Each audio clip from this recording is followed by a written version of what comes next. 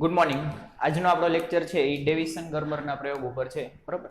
આમ તો આ પ્રયોગ છે એ ગુજરાત બોર્ડના સિલેબસમાં આ વખતે નથી, પણ છતાં પણ આપણે એનું થોડુંક રીડ કરી લઈએ કે શેનો પ્રયોગ છે અને આપણને શું એની ઉપરથી જાણવા મળે છે, બરાબર. તો તમે જુઓ કે પ્રાયોગિક ગોઠવણ આપણને આપેલી છે કે તેમાં એક ઇલેક્ટ્રોન ગન મૂકેલી છે, બરાબર. આ આખી ઇલેક્ટ્રોન ગન છે. ઇલેક્ટ્રોન ગનમાંથી ઇલેક્ટ્રોનનું બીમ નીકળે છે અને સામે એક નિકલનું સ્ફટિક રાખેલો છે. હવે આપણે શું કરવાનું છે પ્રયોગની અંદર કે આ ઇલેક્ટ્રોન ગનમાંથી પ્રવેગિત કરેલું ઇલેક્ટ્રોનની કિરણાવલી નીકળશે, તે આ નિકલના સ્ફટિકની સપાટી ઉપર આપાત થાય છે અને અહીંયાથી પ્રકેરિત અથવા તો વિવર્તિત ઇલેક્ટ્રોનનું કિરણ આપણે એનો અભ્યાસ કરવાનો છે, બરોબર છે.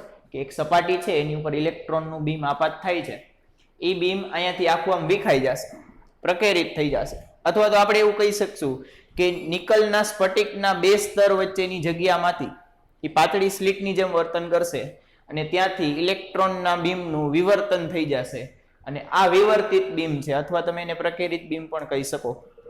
તો આ બીમનો આપણે અભ્યાસ કરવાનો છે કે આ કેવું છે, એની તીવ્રતા ક્યાં મહત્તમ હોય, ક્યાં ન્યૂનતમ હોય છે. આ ડેવિસન ગર્વરનો પ્રયોગ છે, બરોબર. હકીકતે આમ નથી, એની ઉપરથી શું જાણવા મળે છે એ આપણે લાસ્ટમાં ડિસ્કસ કરીએ છીએ કે હકીકતે આ પ્રયોગ તો શેની માટે થયો છે, કે પ્રયોગ એટલા માટે થયો છે અથવા પ્રયોગ ઉપરથી એવું સાબિત થયું છે કે ડી બ્રોગલીનો જે સમીકરણ છે lambda is equal to h/p, એ સમીકરણ સાચું છે, બરોબર. હકીકતે આ પ્રયોગ શું ચેક કરે છે કે જે ડી બ્રોગલીની જે તરંગ લંબાઈ છે, દ્રવ્ય તરંગનું જે સમીકરણ છે, એ સમીકરણ સાચું છે, એનું આ પ્રાયોગિક સાબિતી આપે છે, બરોબર. એ આપણે લાસ્ટમાં કન્ક્લુઝન આપશું, પરિણામ જોશું ત્યારે જોશું. હવે ઇલેક્ટ્રોન ગનમાં તમે જોઈ લો, ઇલેક્ટ્રોન ગનમાં બે પાર્ટ છે, બરોબર. ઇલેક્ટ્રોન ગનની અંદર બે પાર્ટ છે. એક છે ફિલામેન્ટ વાળો પાર્ટ, બરોબર. ફિલામેન્ટ વાળો પાર્ટ છે કે જેની અંદર એક ધાતુ હશે, એને આપણે નીચા વિદ્યુત સ્થિતિમાન વડે, નીચા વોલ્ટેજ વડે, લો ટેન્શન વડે, લો ટેન્શન એટલે કે નીચું સ્થિતિમાન, નીચા વોલ્ટેજ વડે ગરમ કરશું આ ફિલામેન્ટને. ફિલામેન્ટને ગરમ કરો એટલે એમાંથી ઇલેક્ટ્રોનનું ઉત્સર્જન થાય. આ આપણે ચેપ્ટરની શરૂઆતમાં જોઈ ગયા, બરોબર. એને થર્મલ ઇલેક્ટ્રોનનું ઉત્સર્જન કહેવાય. તો અહીંયાથી ઇલેક્ટ્રોનનું ઉત્સર્જન થશે. અહીંયાથી જેવા ઇલેક્ટ્રોન ઉત્સર્જિત થયા એને આપણે ઊંચા સ્થિતિમાનના દબાણ વડે અથવા તફાવત વડે પ્રવેગિત કરશું. એટલે કે LT છે એ ઉત્સર્જન કરશે અને ઊંચું સ્થિતિમાન હાઈ ટેન્શન છે એ પ્રવેગિત કરશે. એટલે અહીંથી ઇલેક્ટ્રોન છે એ પ્રવેગિત કિરણાવલી સ્વરૂપે બહાર નીકળે છે, બરાબર. આખી રચનાને આપણે ઇલેક્ટ્રોન ગન કહીએ છીએ, બરાબર છે. હવે આ ઇલેક્ટ્રોન છે એની કિરણાવલી આપણે નિકલના સ્ફટિક ઉપર આપાત કરીએ છીએ અને સામે એક આપણે ડિટેક્ટર રાખ્યું છે. ડિટેક્ટર અથવા તો કલેક્ટર કહી શકો એને, કે જે પ્રકેરિત થતા અથવા અહીંયાથી ફેંકાઈ જતા, આમ ફેલાઈ જતા ઇલેક્ટ્રોનની તીવ્રતા માપશે.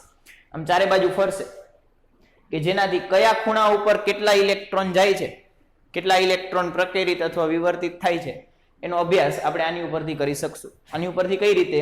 તો આની અંદર એક ગેલ્વેનોમીટર જોડેલું હોય છે. જેવું ઇલેક્ટ્રોન આ કલેક્ટર ઉપર સંપાત થશે એવું ગેલ્વેનોમીટરની અંદર કોણાવર્તન થશે, બરોબર છે.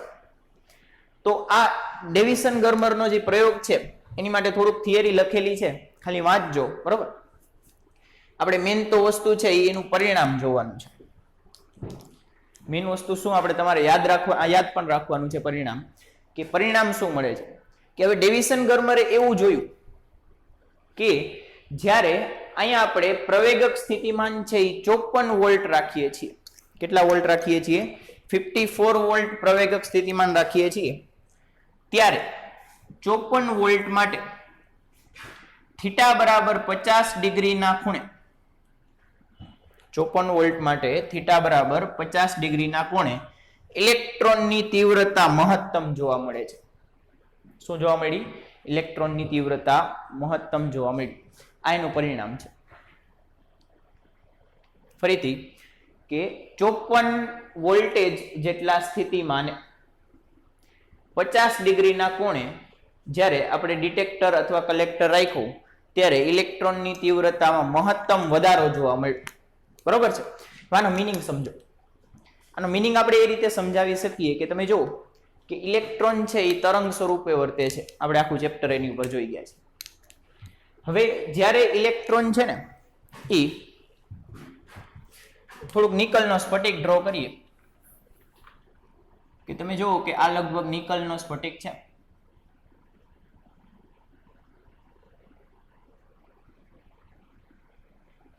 બરાબર, આ સ્ફટિક મેં અહીંયા ડ્રો કર્યો છે. હવે એની ઉપર આપણે ઇલેક્ટ્રોનની કિરણાવલી આપાત કરીએ છીએ. તો આ ઇલેક્ટ્રોનની કિરણાવલી આપાત થઈ અને અહીંયાથી પરાવર્તિત અથવા પ્રકેરિત અથવા વિવર્તિત, બરાબર, ઘટના એક જ છે, તમે નામ અલગ અલગ રીતે એને વર્ણન કરી શકો.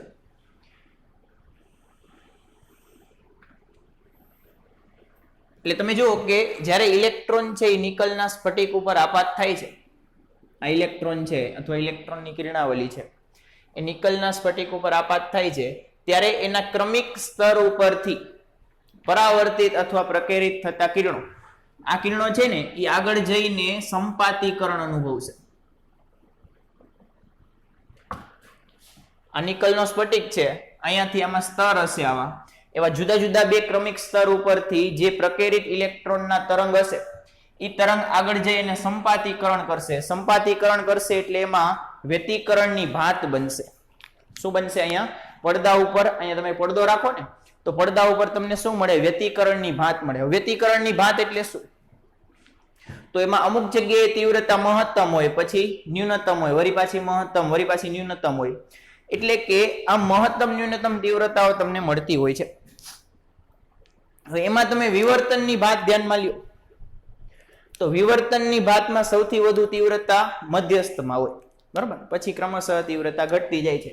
તો એવી જ કંઈક પેટર્ન અહીંયા જોવા મળે છે. કઈ રીતે ખબર પડી? તો તમે જુઓ કે 50 ડિગ્રીના ખૂણે જ મહત્તમ તીવ્રતા જોવા મળે છે. તમે ખૂણો ફેરવો તો પછી તીવ્રતા ન્યૂનતમ થઈ જાય. આપણે લખેલું નથી પણ આપણે કહી શકીએ કે 50 ડિગ્રીના કોણે તીવ્રતા મહત્તમ છે, થોડોક ખૂણો નાનો અથવા વધારો અથવા ઓછો કરો, તીવ્રતા ઘટી જશે, વળી પાછી થોડીક વધી જશે. તો આ રીતે તીવ્રતામાં વધઘટ થાય છે. તો એ શું બતાવે છે? કે અહીંયા ઇલેક્ટ્રોનની વ્યતિકરણની ભાત જોવા મળે છે. હવે ઇલેક્ટ્રોનનું વ્યતિકરણ થયું, ઇલેક્ટ્રોનનું વ્યતિકરણ થયું એનો મિનિંગ શું? કે ઇલેક્ટ્રોને તરંગ પ્રકૃતિ દર્શાવી. આ પ્રાયોગિક સાબિતી મળી ગઈ કે ઇલેક્ટ્રોન તરંગ છે, એનું પોતાનું તરંગ હોય કે જેને આપણે દ્રવ્ય તરંગ કહીએ છીએ, અને એનું આપણે અહીંયા વ્યતિકરણની ભાત પણ મેળવી શકીએ છીએ. બરોબર છે? હવે એક આને કન્ફર્મ કરવા માટે એક છેલ્લી ગણતરી આપેલી છે કે તમે જો કે તમે ડી બ્રોગલી સમીકરણથી તરંગ લંબાઈ મેળવો. ડી બ્રોગલી સમીકરણથી તરંગ લંબાઈનું સૂત્ર આપણે જાણી ગયા છીએ. શું છે? કે 1.227/√v નેનોમીટરમાં મળશે. બરોબર છે? તો અહીંયા વોલ્ટેજ આપણે કેટલા રાખ્યા છે? 54 વોલ્ટ રાખ્યા છે. તો અહીંયાથી તમે ફાઇન્ડ કરશો તો 0.167 નેનોમીટર મળે છે. આ ડી બ્રોગલી ઉપરથી મળી. બરોબર? ડી બ્રોગલીએ જે સમીકરણ આપ્યું હતું એની ઉપરથી આટલી તરંગ લંબાઈ મળી. હવે તમે થીટા તમને ખબર છે, બરાબર? આ થીટા તમને ખબર છે. હવે તમે જુઓ કે આપણે પદ તફાવતનું સૂત્ર કઈ રીતે આપીએ છીએ, બરોબર? વ્યતિકરણ અથવા વિવર્તનની ઘટનાઓ માટે આપણે પદ તફાવત, કળા તફાવત બધા સૂત્ર જોઈ ગયા છે. તો આપણે એવું કહીએ છીએ કે આ 50 ડિગ્રીના કોણે તીવ્રતા મહત્તમ થાય છે. 50 ડિગ્રીના કોણે તીવ્રતા મહત્તમ થાય છે એનો મિનિંગ કે ત્યાં સહાયક વ્યતિકરણ થતું હોવું જોઈએ. આનો મિનિંગ શું થાય? કે અહીંયા શું થતું હોવું જોઈએ? સહાયક વ્યતિકરણ થતું હોવું જોઈએ. સહાયક વ્યતિકરણ માટેનું સમીકરણ d sin θ = n લેમ્ડા થાય. બરોબર? સહાયક વ્યતિકરણ માટે આપણે સૂત્ર લખેલા છે, d sin θ = n લેમ્ડા થાય. n બરાબર 1 લઈ લ્યો કે પ્રથમ ક્રમનું વ્યતિકરણ લઈ લ્યો, પ્રથમ મહત્તમ વાળું, અને અહીંયાથી તમે લેમ્ડા ફાઇન્ડ કરો. આ ડી તમને ખ્યાલ હોય, ડી એટલે આ થશે નિકલના બે ક્રમિક અણુઓ વચ્ચેનું અંતર, બરાબર? આ ડી થશે. એ કદાચ આપણે પહેલેથી માપેલું હોય છે. એટલે ડી તમને ખબર છે, થીટા તમને ખબર છે કેટલું છે? 50 ડિગ્રી. n બરાબર 1 લઈ લીધું. તો લેમ્ડા તમે ફાઇન્ડ કરો.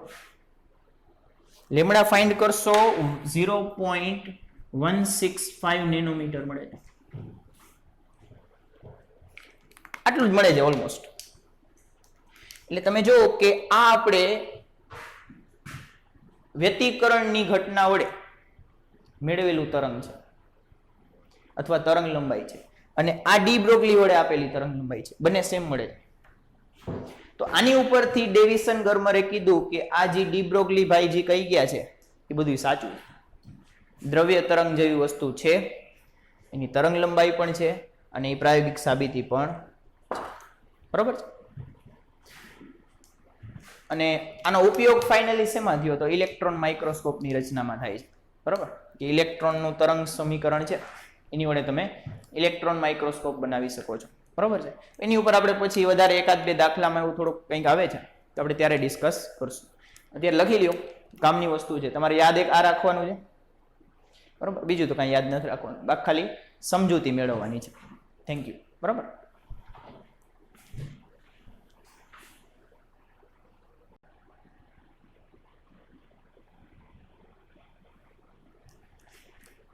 હવે છે આપણે એક એક્સ્ટ્રા થોડુંક એક સૂત્ર મારે તમને શીખવાડવું છે.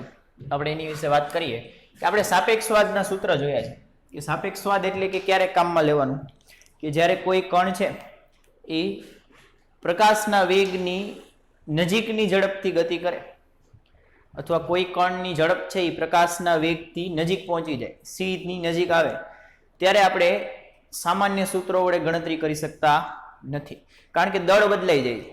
બરાબર, આપણે જે દળ જોઈએ છીએ આપણા અથવા આપણને ખબર છે એ બધા સ્થિર દળ છે, પણ જ્યારે પ્રકાશની ઝડપની નજીકની ઝડપથી ગતિ થશે ત્યારે દળમાં બદલાવ આવશે, એટલે આપણા સૂત્ર યોગ્ય રહેશે નહીં. તો એ સમયે તમારે થોડાક અલગ સૂત્ર યાદ રાખવા પડે. બરાબર, તો આપણે જોઈ લઈએ તો એક સૂત્ર આપણને ખ્યાલ છે કે સાપેક્ષ દળ m is equal to m0 under root of 1 minus v square by c square. બરાબર. બીજું છે ઉર્જા કે કુલ ઉર્જા.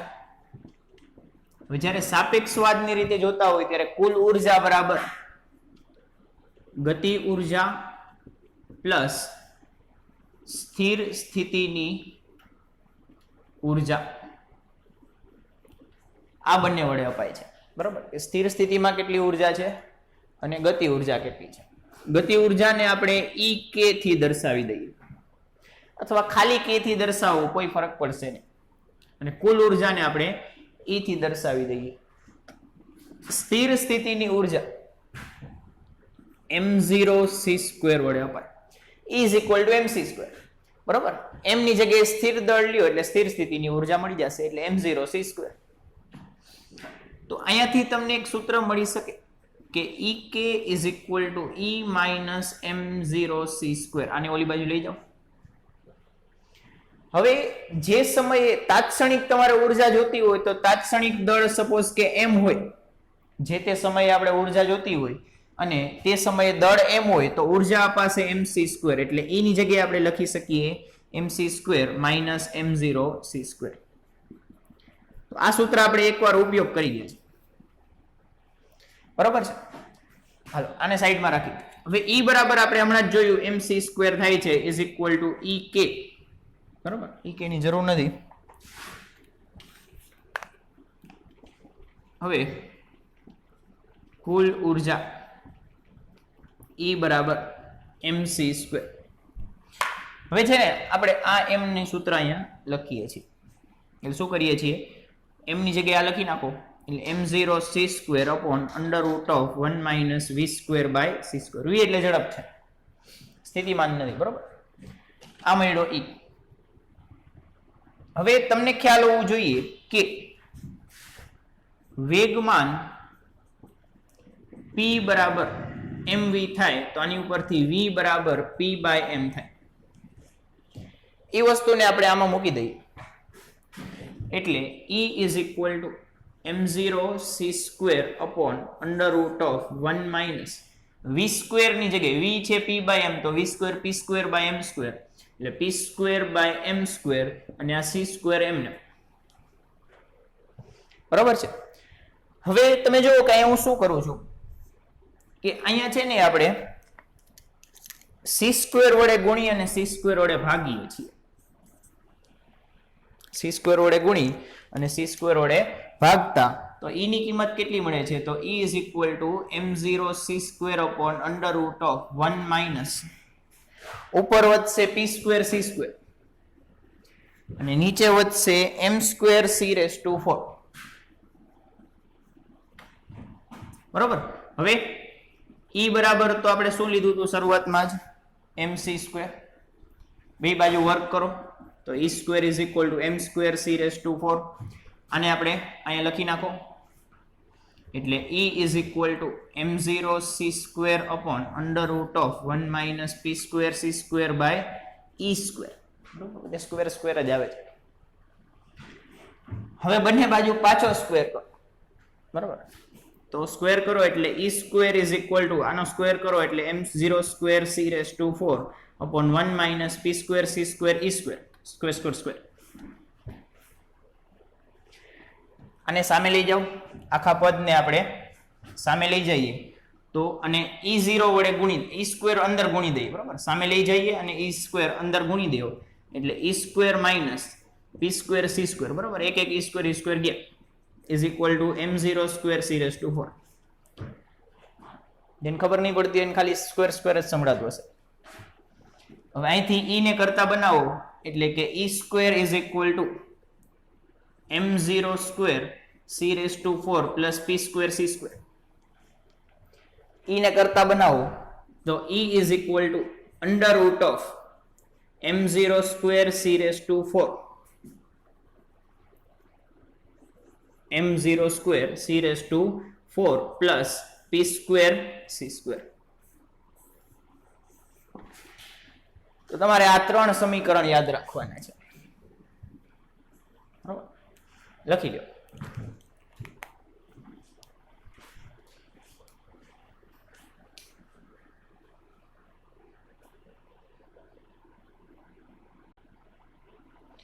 હવે છે આપણે સ્વાધ્યાયના દાખલા પાછા સ્ટાર્ટ કરીએ. તો આપણે જે સૂત્ર હમણાં તારવેલા છે અને જે ડેવિસન ગર્મરનો પ્રયોગ જોયો છે એનો વચ્ચે વચ્ચે ક્યાંક આપણે ઉપયોગ કરી લઈશું. બરાબર, બાકી તમારે યાદ રાખવાના છે. તો જો આપણો સ્વાધ્યાયમાં 11.29માં પહોંચ્યા છે કે એમાં થોડીક ધાતુઓ આપેલી છે અને તેમના કાર્ય વિધેય આપેલા છે. બરાબર, તો અને તમને એવું પૂછે છે કે આ જે ધાતુઓ છે એને આપણે 1 મીટર અંતરે આ ધાતુઓને આપણે 1 મીટર અંતરે મૂકેલા હિલિયમ કેડમિયમ લેઝરના 3300 એંગસ્ટ્રોમના પ્રકાશથી આપણે આ સંપાત કરીએ છીએ કે આપાત કરીએ છીએ. તમારે કહેવાનું છે કે ઉપર આપેલી ધાતુઓમાંથી કઈ ધાતુઓ ઉત્સર્જન આપશે નહીં. નહીં શબ્દ ઉપર ભાર આપજો, કદાચ MCQ માં પૂછે તો નહીં શબ્દ કામનો છે કે કોણ નહીં આપે. બરોબર છે, તો કેમ ખબર પડશે કોણ નહીં આપે? તો આપણે આ તરંગ લંબાઈને અનુરૂપ ઉર્જા ફાઇન્ડ કરશું.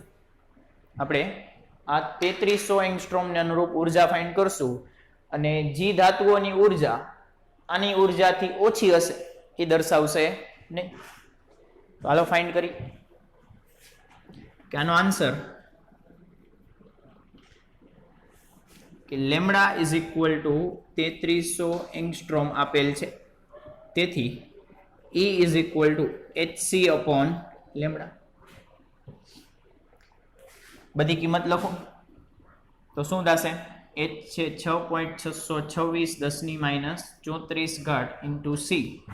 c ની કિંમત છે આપણી પાસે 3 × 10⁸ ભાગ્યા લેમ્ડા છે 3300 ઇન્ટુ 10⁻10.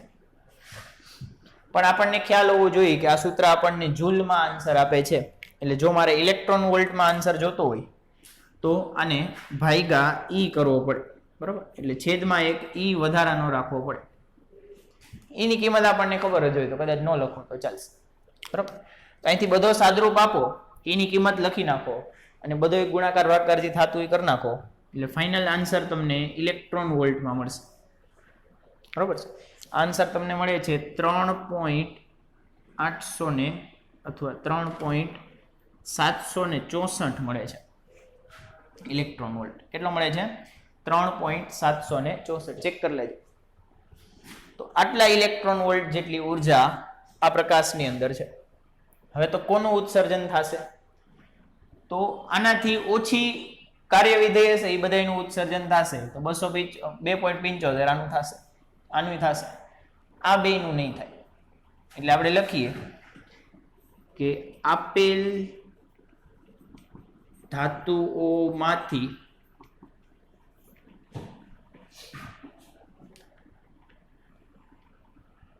કોણ છે? મોલિબ્ડેનમ અને નિકલ ઉત્સર્જન દર્શાવશે નહીં.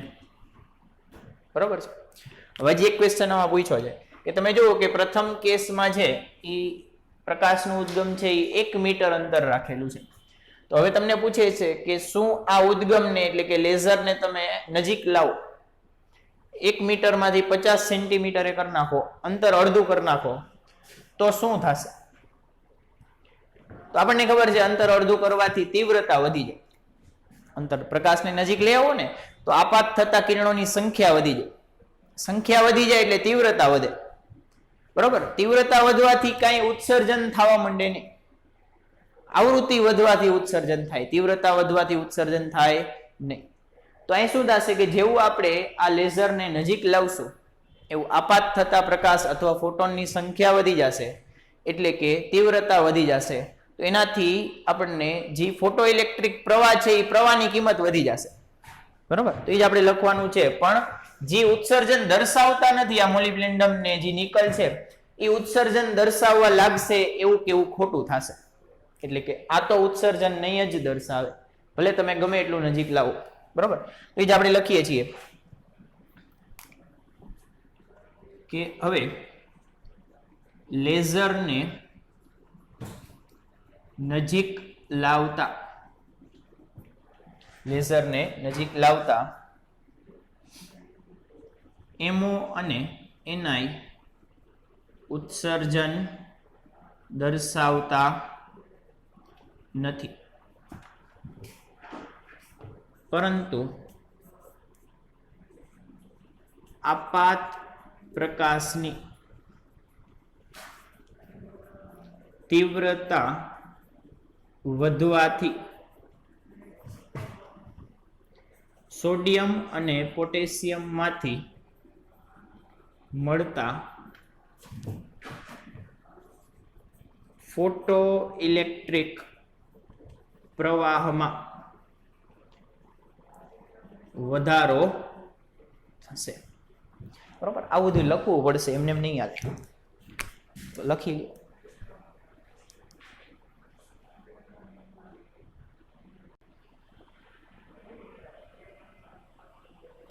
પછીનો નેક્સ્ટ દાખલો જોઈએ તો આપણે સ્વાધ્યાયમાં 11.30. બરોબર? થોડોક સારો ક્વેશ્ચન છે, ધ્યાનથી સમજવા જેવો છે. કે એવું પૂછે છે કે આટલી કંઈક તીવ્રતાનો એક પ્રકાશ છે, એને આપણે 2 સેન્ટીમીટર સ્ક્વેર સપાટીનું ક્ષેત્રફળ હોય એવા સોડિયમ ઉપર આપણે આપાત કરીએ છીએ. બરોબર? સોડિયમ ફોટોસેલ અથવા તો પ્રકાશ સંવેદી સપાટી ઉપર આપણે આપાત કરીએ છીએ. તો એવા આપણી પાસે 5 સ્તર છે. બરોબર? સોડિયમના એવા કેટલા સ્તર છે? 5 સ્તર છે, જેમાંથી એક સ્તરનું ક્ષેત્રફળ છે એ 2 સેન્ટીમીટર સ્ક્વેર જેટલું છે. બરોબર છે? તો હવે તમને એવું પૂછે છે કે જો તમે તરંગ પ્રકૃતિ સાથે આ ગણતરી કરો તો ફોટો ઇલેક્ટ્રિક ઉત્સર્જનમાં કેટલો સમય લાગશે? આપણે પહેલા જોઈ ગયા છીએ થિયરીમાં કે જો તરંગવાદ મુજબ આપણે ફોટો ઇલેક્ટ્રિક અસરને સમજવા જઈએ, તરંગવાદ મુજબ ફોટો ઇલેક્ટ્રિક અસરને સમજો તો ઇલેક્ટ્રોનનું ઉત્સર્જન થવામાં વર્ષો લાગી જાય, ઘણો બધો સમય લાગી જાય. પણ આપણને તો ખબર છે એ તો 10⁻⁹ થી ઓછા સમયમાં થાય છે. પણ તરંગવાદ મુજબ ગણો તો ખૂબ વધારે સમય લાગે છે. અહીંયા આપણે તરંગવાદ મુજબ ગણતરી કરવાની છે. બરોબર? કણવાદ મુજબ તો થયેલી જ છે કે 10⁻⁹ થી ઓછો સમય લાગશે. પણ તરંગવાદ મુજબ ગણો તો કેટલો સમય લાગશે એ આપણે અહીંયા જોવાનું છે. તો એક મેથડ જોઈ લેજો કે તમને પૂછે આ રીતે તરંગવાદ મુજબ કેટલો સમય લાગશે, તો આ દાખલાને રેફરન્સ રાખવાનો અને આ મેથડ ફોલો કરવાની. બરોબર છે? હાલો સ્ટાર્ટ કરીએ. તો જો કેટલી વસ્તુ આપેલી છે આપણને. એક તો તીવ્રતા આપેલી છે. કે તીવ્રતા I બરાબર 10⁻⁵ વોટ પર મીટર સ્ક્વેર. પછી ક્ષેત્રફળ આપેલું છે, સપાટીનું ક્ષેત્રફળ A બરાબર 2 સેન્ટીમીટર સ્ક્વેર, ને મીટરમાં ફેરવો તો તમને આન્સર મળશે 2 × 10⁻⁴ મીટર સ્ક્વેર. બરાબર છે. તો આટલું ક્ષેત્રફળ આપેલું છે. કેટલા સ્તર આપેલા છે? સોડિયમના 5 સ્તર આપેલા છે. કેટલા સ્તર આપેલા છે? 5 સ્તર ઉપર આ પ્રકાશ આપાત થાય છે. તો તમે જો તીવ્રતા ને એરિયા આપેલો છે, તો અહીંયાથી હું 1 સેકન્ડમાં આપાત ઉર્જા, જેને આપણે પાવર કહીએ છીએ, એ પાવર ફાઇન્ડ કરી શકો કે I બરાબર P/A થાય, પાવર અપોન એરિયા થાય. તો P is equal to IA થાય. એ જ્યાં લખીએ છીએ કે P is equal to IA, કિંમત લખો I છે 10⁻⁵ ઇન્ટુ A છે 2 × 10⁻⁴. એટલે અહીંથી તમને પાવર P મળે છે 2 × 10⁻⁹ વોટ અથવા તો જૂલ પ્રતિ સેકન્ડ, કે આટલા જૂલ ઉર્જા પ્રતિ સેકન્ડ આપાત થાય છે. બરોબર છે. અને તમે ઓલી રીતે ગણી શકો કે તમને જો અહીંયા ઉત્સર્જન થવા માટે 2 ઇલેક્ટ્રોન વોલ્ટની ઉર્જા જરૂરી છે. એટલે આને તમે આ રીતે ઇમેજિન કરી શકો કે એક ટેન્ક છે, એ ટેન્કની અંદર તમારે 2 ઇલેક્ટ્રોન વોલ્ટ ઉર્જા નાખવાની છે. કેપેસિટી કેટલી છે? 2 ઇલેક્ટ્રોન વોલ્ટની. કે આ ટાંકાની અંદર તમે 2 ઇલેક્ટ્રોન વોલ્ટ ઉર્જા નાખી દેશો તો ઉત્સર્જન થઈ જશે અને ઇલેક્ટ્રોન બહાર આવી જશે. બરોબર. અત્યારે ઇલેક્ટ્રોન તળિયે પડ્યો છે, 2 ઇલેક્ટ્રોન વોલ્ટ ઉર્જા આપી દો એટલે ઇલેક્ટ્રોન બહાર આવી જશે. હવે પ્રતિ સેકન્ડ કેટલી ઉર્જા પડે છે? પ્રતિ સેકન્ડ કેટલી ઉર્જા પડે છે? અહીં ગોઈતી તો કેટલો સમય લાગશે? બરોબર. આ બેઝિક સિદ્ધાંત છે, આમાં એમ સીધે સીધું નથી થતું, પણ હું તમને સમજાવવા માટે કહું છું કે ઉત્સર્જન થવા માટે 2 ઇલેક્ટ્રોન વોલ્ટની જરૂર છે. હવે 1 ઇલેક્ટ્રોનને પ્રતિ સેકન્ડ કેટલી મળે છે એ ગોતી લો એટલે તમારો આન્સર થઈ જાય. આ તો ટોટલ મળી, ટોટલ 2 સેન્ટીમીટર સ્ક્વેરની સપાટી ઉપર ટોટલ આટલી આપાત થઈ. આ પ્રતિ ઇલેક્ટ્રોનને મળતી ઉર્જા નથી. 1 ઇલેક્ટ્રોનના ઉત્સર્જન માટે તમારે 2 EV ઉર્જા આપવી પડે. હવે 1 ઇલેક્ટ્રોનને પ્રતિ સેકન્ડ કેટલી મળે છે એ ગોતી લ્યો એટલે આપણો આન્સર થઈ ગયો. તો આ ક્વેશ્ચન એની ઉપર જ છે કે 1 ઇલેક્ટ્રોનને પ્રતિ સેકન્ડ મળતી ઉર્જા કેટલી છે એ ગોતી લ્યો. તો કેટલી જરૂર છે ત્રિરાશિ મૂકો એટલે સમય મળી જશે. આપણે આજ ફાઇન્ડ કરશું. ઓરિજિનલી દાખલો આની માટે જ છે. જો હાલો તો ફાઇન્ડ કરી. હવે એક ધારણા કરવાની છે તમારે. શું ધારણા કરવાની છે? કે એક સોડિયમ પરમાણુનું સપાટીનું ક્ષેત્રફળ બરાબર 10⁻⁻² મીટર સ્ક્વેર લેતા. આપેલ નથી, આ તમારે લેવાનું છે, ધારવાનું છે. બરાબર. તો યાદ રાખવાનું છે. તો હવે તમે જો કે એક સોડિયમ આટલી જગ્યા રોકે છે. આપણી પાસે કેટલી જગ્યા છે? આપણી પાસે છે 2 સેન્ટીમીટર સ્ક્વેર એટલે 2 × 10⁻⁴ મીટર સ્ક્વેર. તો આપણે એ જ લખશું કે તેથી 2 સેન્ટીમીટર સ્ક્વેરમાં એને પરમાણુની સંખ્યા, બરાબર, 2 સેન્ટીમીટર સ્ક્વેરમાં એને પરમાણુની સંખ્યા. તો અહીં ત્રિરાશિ મૂકવી પડશે. બરાબર. તમે સીધે સીધું કરી નાખો તોય મને કાંઈ પ્રોબ્લેમ નથી, સીધે સીધું પણ લખી શકો. અને જો ન ખબર પડતી હોય તો ત્રિરાશિ મૂકવાની કે 10⁻⁻² મીટર સ્ક્વેરમાં એક સોડિયમ પરમાણુ આવે. આપણી પાસે કેટલી જગ્યા છે? આટલી 2 સેન્ટીમીટર સ્ક્વેર, પણ મીટરમાં લખવી પડશે. તો 2 × 10⁻⁴ મીટર સ્ક્વેરમાં કેટલા આવશે? બરોબર. અને બીજું શું કે આવું એક નથી, આવા 5 સ્તર છે.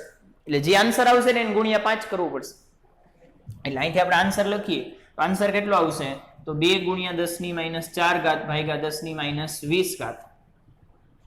એટલે અહીંયા તમને આન્સર મળશે 2 × 10⁻16. બરાબર, પ્લસ 16 ઘાત. હવે તેથી 5 સ્તરમાં Na ની સંખ્યા બરાબર 5 ગુણ્યા આ શું આવ્યું 2 ગુણ્યા 10 ની 16 ઘાત, એટલે કે 10 ગુણ્યા 10 ની 16 ઘાત, એટલે 10 ની 17 ઘાત સોડિયમ અણુ છે. આપણી પાસે જે ક્ષેત્રફળ છે ને એની અંદર કેટલા સોડિયમ છે? 10 ની 17 ઘાત Na પરમાણુ છે. બરાબર, હવે લખવું નથી. સોડિયમ છે એ +1 થઈ શકે, એટલે મુક્ત ઇલેક્ટ્રોનની સંખ્યા છે એ 1 હોય, એક સોડિયમની અંદર. એટલે ટોટલ ઇલેક્ટ્રોનની સંખ્યા કેટલી મળી? 10 ની 17 મળી. બરાબર, ક્યાં લખવું હવે? અહીંયા લખીએ જો.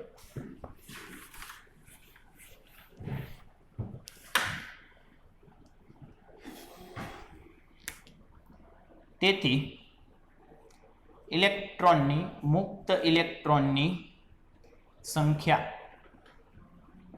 સોડિયમની જેટલી સંખ્યા હોય એટલા જ મુક્ત ઇલેક્ટ્રોન થાય, એટલે 10 ની 17 ઘાત થાય. હવે તમે જુઓ કે આ આખી સપાટી ઉપર આપણે કેટલી ઉર્જા પ્રતિ સેકન્ડ આપાત કરીએ છીએ, તો આટલી ઉર્જા આપણે પ્રતિ સેકન્ડ આપાત કરીએ છીએ. તો એક ઇલેક્ટ્રોનને મળતી ઉર્જા કેટલી થશે? તો કુલ આપાત ઉર્જા ઇઝ ઇક્વલ ટુ 2 ગુણ્યા 10 ની -9 ઘાત વોટ છે, અથવા જૂલ પ્રતિ સેકન્ડ છે.